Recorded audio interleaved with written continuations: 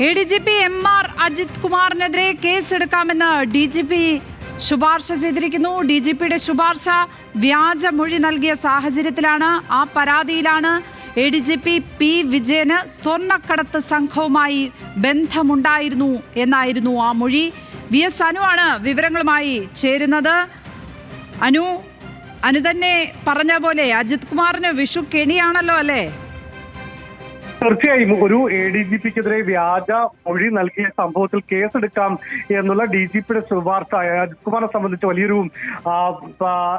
ഒരു കെണി തന്നെയാണ്. കാരണം അതിൽ ഏറ്റവും പ്രധാനം അന്ന് ഈ സ്വർണ്ണക്കടത്തുമായി ബന്ധപ്പെട്ട് PV അൻവർ മുൻ MLA ഉന്നയിച്ച ആരോപണങ്ങൾ. ആ ആരോപണങ്ങളുമായി ബന്ധപ്പെട്ടാണ് അജിത് കുമാർ പ്രത്യേക അന്വേഷണ സംഘത്തിന് DGP തര സംഘത്തിന് മൊഴി നൽകിയത്. ഈ മൊഴിയിൽ പറയുന്നത് അന്ന് മലപ്പുറം SP ആയിരുന്ന സുജിത് ദാസ് പറഞ്ഞിരുന്നു P. വിജയന് അവിടെ സ്വർണ്ണക്കടത്ത് സംഘവുമായി ബന്ധമുണ്ട് എന്നുള്ള കാര്യം. അങ്ങനെ പറഞ്ഞു പോകുന്ന മൊഴി, ആ മൊഴി വായിച്ചു കേട്ടാണ് MR അജിത് കുമാർ ഒപ്പിട്ട് നൽകുന്നത്. അങ്ങനെ വളരെ ഗുരുതരമായ യാതൊരു നിലവിലെ അന്വേഷണത്തിൽ അങ്ങനെ ഒരു ബന്ധവും P. വിജയനെതിരെ ഉണ്ടായിരുന്നില്ല. P. വിജയൻ ഇതിനെതിരെ മുഖ്യമന്ത്രി അടക്കം DGP ഉൾപ്പെടെയുള്ളവർക്ക് പരാതി നൽകിയിരുന്നു. തന്റെ പേരിങ്ങനെ അനാവശ്യമായി വലിച്ചിഴച്ചു, ഇല്ലാത്ത ആരോപണം തനിക്ക് മേൽ ഉയർത്തി എന്നുള്ള കാര്യം അദ്ദേഹം ഉന്നയിച്ചിരുന്നു. അതിനെ തുടർന്നാണ് ആദ്യഘട്ടത്തിൽ ഇതിൽ ഒരു തീരുമാനം വന്നിരുന്നില്ല. പക്ഷെ പിന്നീട് P. വിജയൻ വീണ്ടും മുഖ്യമന്ത്രിക്ക് പരാതി നൽകി ഇക്കാര്യത്തിൽ ഒരു നടപടി ഉണ്ടാകണം എന്നുള്ളത്. അങ്ങനെ ആ ഒരു പരാതിയിൽ പിന്നീട് മുഖ്യമന്ത്രിയുടെ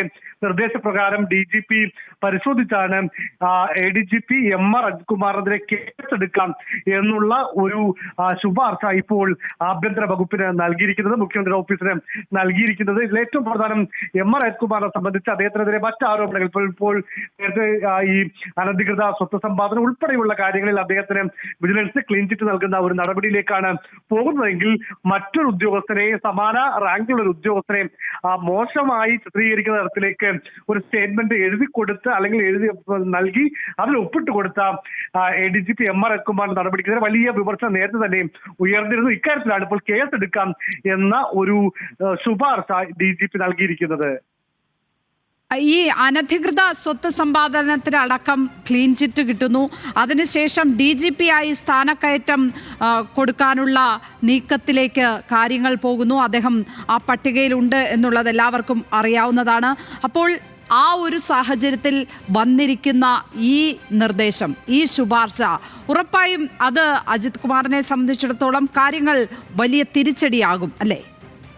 30 വർഷത്തിലധികം സർവീസ് ഉള്ള ആളുകളെയാണ് DGP റാങ്കിലേക്ക് പരിഗണിക്കുന്നത്. മാത്രമല്ല സംസ്ഥാന പോലീസ് മേധാവിയായി പരിഗണിക്കുന്നത്. അങ്ങനെയുള്ള നോക്കി വരുമ്പോൾ MR അജിത് കുമാറിന് 30 വർഷം കഴിയുന്നു, 30 വർഷമാകുന്നു.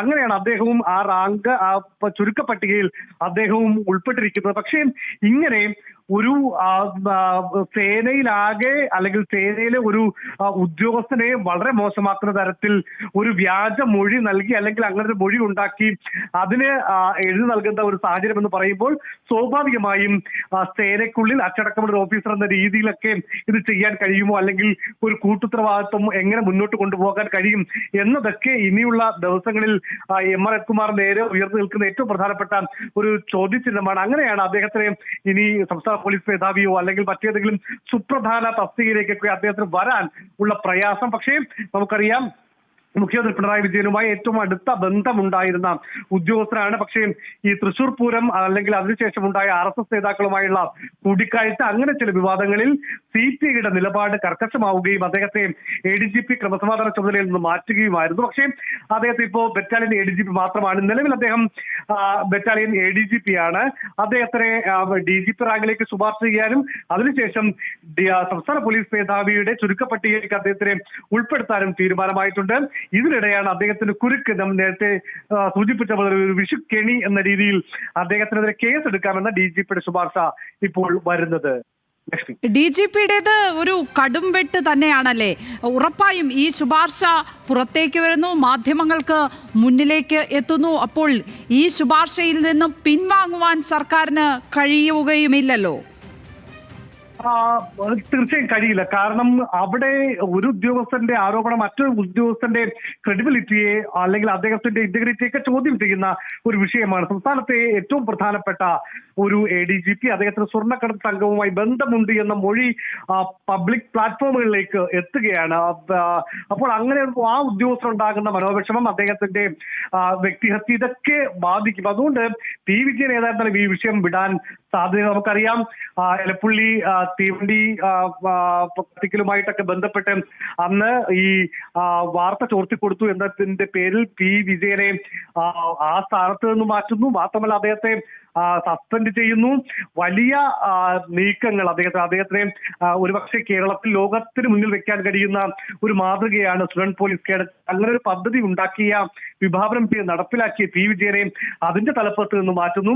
അങ്ങനെ പി വിജയനെതിരെ വലിയൊരു നീക്കം അത് ADGP MR അജിത്കുമാർ ഭാഗത്ത് നിന്നും ഉണ്ടായി എന്നുള്ളത് സേനയിലെ എല്ലാവരും പറയുന്ന പരസ്യമായ രഹസ്യമാണ് എന്ന് പറയുന്ന പോലെയുള്ള ഒരു കാര്യമാണ്. അങ്ങനെ പി വിജയനെ ഈ MR അജിത്കുമാർ വലിയ രീതിയിൽ ദ്രോഹിക്കാൻ ശ്രമിച്ചു എന്നുള്ള ആക്ഷേപങ്ങളൊക്കെ സേനയിൽ നിൽക്കുന്നുണ്ട്.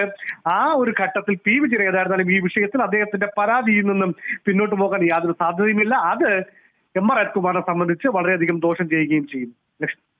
അനു, വ്യക്തതയ്ക്കായി ചോദിക്കുകയാണ്, ഷെയ്ഖ് ദർവേഷ് സാഹിബ് തന്നെയല്ലേ ഈ ശുപാർശ നൽകിയിരിക്കുന്നത്? ഈ ശുപാർശ ഇപ്പോൾ ആരുടെ മുന്നിലാണ് ഉള്ളത്? സംസ്ഥാന പോലീസ് മേധാവി DGP ഷെയ്ഖ് ദർവേഷ് സാഹിബാണ് ഇങ്ങനെ ഒരു ശുപാർശ നൽകിയിരിക്കുന്നത്. അതായത് ഈ ഒരു ആരോപണം അത് പറയുക, അല്ലെങ്കിൽ ഒരു സ്റ്റേറ്റ്മെന്റ് നൽകുക, ആ സ്റ്റേറ്റ്മെന്റ് ഒപ്പിട്ട് നൽകുക, അത് ഒരു വ്യാജ ആരോപണമാണ്. നമുക്ക് നിലവിൽ അത് പറയാൻ കഴിയില്ല. പക്ഷേ ഒരു ഉദ്യോഗസ്ഥനെതിരെ ഒരു അടിസ്ഥാനവുമില്ലാത്ത ഒരു ആരോപണം എങ്ങനെയാണ് ADGP പോലെ ഒരാൾ എഴുതി നൽകുക എന്നുള്ളതാണ് ഇവിടെ ഏറ്റവും പ്രധാനപ്പെട്ട ചോദ്യം. ആ ഒരു പ്രശ്നമാണ് പി വിജയൻ ഉയർത്തുന്നത്. അതേ കാര്യം പി വിജയൻ ഉയർത്തി, അതേ കാര്യം DGP അതേ ഗൗരവത്തോടു കൂടി സംസ്ഥാന പോലീസ് മേധാവി കാണുന്നു. ഇത് ശരിയല്ല, ഇതിൽ കേസെടുക്കാം എന്ന ഒരു ശുപാർശ ഷെയ്ഖ് ദർവേഷ് സാഹിബ് ഇപ്പോൾ ആഭ്യന്തര വകുപ്പിലാണ്. ഇപ്പോൾ ആഭ്യന്തര വകുപ്പ് അഡീഷണൽ ചീഫ് സെക്രട്ടറിയുടെ മുന്നിലാണ് ഈ ഫയൽ ഉള്ളത് എന്നാണ് നമ്മൾ മനസ്സിലാക്കുന്നത്. ഏതായാലും ആഭ്യന്തര വകുപ്പിലാണ് അദ്ദേഹം ഈ റിപ്പോർട്ട് നൽകിയിരിക്കുന്നത്. അനു, തീർച്ചയായും ഇനി ഈ സംസ്ഥാന പോലീസ് മേധാവി ഷെയ്ഖ് ദർവേഷ് സാഹിബിന്റെ ശുപാർശ ആഭ്യന്തര വകുപ്പ് തള്ളുമോ കൊള്ളുമോ? ഇതായിരിക്കും നമുക്ക് മുന്നിലുള്ള പ്രധാന ചോദ്യമല്ലേ? തീർച്ചയായും നമുക്കറിയാം ഈ ഇപ്പൊ ക്രമസമാധാന ഈ RSS നേതാക്കളുമായുള്ള കൂടിക്കാഴ്ച, തൃശൂർ പൂര വിവാദം, ഈ സമയത്തൊക്കെ തന്നെ മുഖ്യമന്ത്രി നമുക്കറിയാം MR അജിത്കുമാറിനെ കൈയൊഴിയാതെ ചേർത്ത് നിർത്തുന്ന ഒരു സമീപനമായിരുന്നു. പക്ഷേ അവിടെയാണ് DGPയുടെ ശുപാർശയാണ്, അന്ന് DGPയുടെ റിപ്പോർട്ടാണ് ADGP ലോ ആൻഡ് ഓർഡർ സ്ഥാനത്ത് നിന്ന് മാറ്റുന്നതിൽ ഏറ്റവും നിർണായകമായത്. കാരണം ഒരു RSS നേതാവിനെ ഇങ്ങനെ രഹസ്യമായി പോയി കാണേണ്ടുന്ന സാഹചര്യമില്ലായിരുന്നു. തൃശൂർ പൂര കലക്കുന്നതുമായി ബന്ധപ്പെട്ട അദ്ദേഹം തലേ ദിവസം അവിടെ ചില മാറ്റങ്ങൾ വരുത്തി. പക്ഷെ പിന്നീട് പ്രശ്നമായപ്പോൾ അദ്ദേഹം ഫോൺ പോലും എടുക്കാതെ അവിടെ നിന്ന് തിരികെ തിരുവനന്തപുരത്തേക്ക് മടങ്ങി എന്നതടക്കം MR അജിത്കുമാറിന്റെ വീഴ്ചകൾ അക്കമിട്ട് നിരത്തുന്ന DGPയുടെ റിപ്പോർട്ടും അതുമായി ബന്ധപ്പെട്ട ശുപാർശകളും ഉണ്ടായിരുന്നു. അതാണ് അന്ന് ADGP MR അജിത്കുമാറിന്റെ സ്ഥാനം തെറിപ്പിക്കുന്ന നീക്കത്തിലേക്ക് പോയത്. വളരെ കർക്കശമായ നിലപാട് അദ്ദേഹം ഇക്കാര്യത്തിൽ എടുത്തു. നമുക്കറിയാം ഈ ADGPയും DGPയും സംസ്ഥാന പോലീസ് മേധാവിയും തമ്മിൽ പോലും ഒരു ഘട്ടത്തിൽ ചില അഭിപ്രായ ഭിന്നതകളൊക്കെ ഉണ്ടായിരുന്നു. കാരണം സൂപ്പർ DGP ആണ് MR അജിത്കുമാർ, പോലീസ് ചീഫിനേക്കാൾ ഉയർന്ന DGP ആണ് എന്നുള്ള ആക്ഷേപമൊക്കെ അന്ന് പ്രതിപക്ഷം ഉന്നയിച്ചിട്ടുണ്ട്.